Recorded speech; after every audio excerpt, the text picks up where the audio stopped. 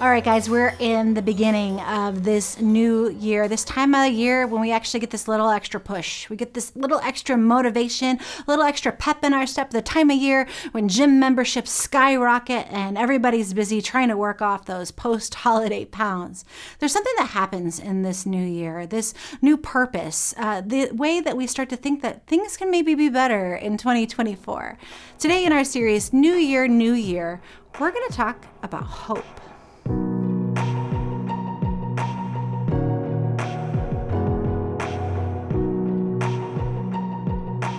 So what is it that you hope for in this new year?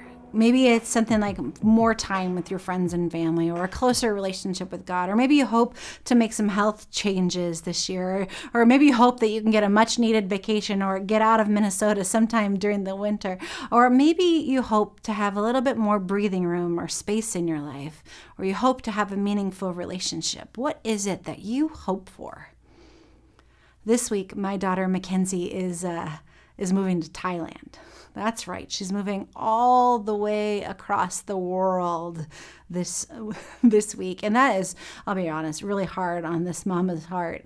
I'm excited for her. She went to college. She graduated from college this last year, and she got a degree in international affairs because she wants to do big things, to go travel the world and make a difference in the world. I'm very proud of her. She was accepted right after college graduation to the Peace Corps, meaning that she's going to serve in the Peace Corps in Thailand for 27 months. And I'm going to miss her. I'm going to miss her. So this is what I hope for in 2024.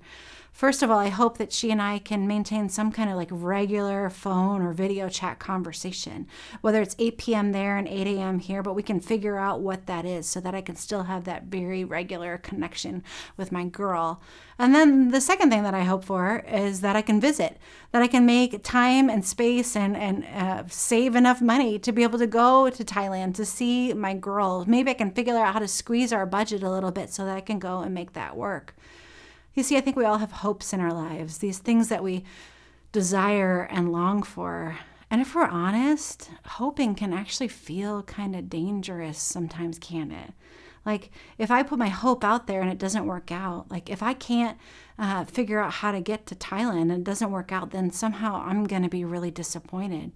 So sometimes we limit our hope because we think ourselves as setting ourselves up for failure. We're always warned in our lives that things are too good to be true, and we wonder, what if it's not everything I ever dreamed it was? And so we temper, so we kind of push down our hope. We don't want the other shoe to drop, per se, and so we sometimes don't allow ourselves to bubble up and well up in hope. This is why, my friends, I think hope is hard. It's hard for us to do. There's a story in the Bible about this woman who has had what they call a hemorrhage for 12 years. For 12 years, she has had this flow of blood, which means that she has been outside of the community. As long as she's bleeding, she's considered unclean, meaning that she can't go to worship, she can't hug and touch friends and family. For 12 years, she has been on the outside. And as scripture says, that she suffered under the great deal of many doctors, and she spent everything that she had. Can you imagine after 12 years just sort of giving up hope that you're ever going to get better and that you're always going to be on the outside? And of course that was, until all of a sudden Jesus was walking through her town, and there's a crowd gathered around Jesus, and they're going to see this man Jairus, and so they're all gathered, hustled around, and all of a sudden this woman, she felt this little flicker in her heart, this little beat of hope, and so she reached out just to touch the cloak, just to touch his clothes. And at that moment, a surge of power went out from Jesus, and he stops the crowd and he looks around and he says, "Who touched my clothes?" And the disciples look at Jesus and he said, "There's a whole crowd here. How can you possibly know that someone has touched your clothes?" Jesus kept looking around to see who had done it. And that the woman, knowing that at that moment, that hemorrhage, it was healed. She went and she laid down at Jesus' feet, and she was so afraid that she told him the whole truth of what had happened to her, her story, her backstory, all of those things. And then Jesus looks at her and says, "Daughter, your faith has healed you. You're free from your suffering." You see, she dared to hope after 12 years. There's a story in the book of Luke where a man waited even longer. He waited 38 years by this poolside, collecting charity from others to provide for his living. He was invalid for 38 years. But then there's something about this guy, Jesus, who came up to him and said, do you want to be made well? And he said, yeah, but I don't know how to be made well. And then Jesus says to him, pick up your mat and walk. And after 38 years, he had hope. He picked up his mat and he walked.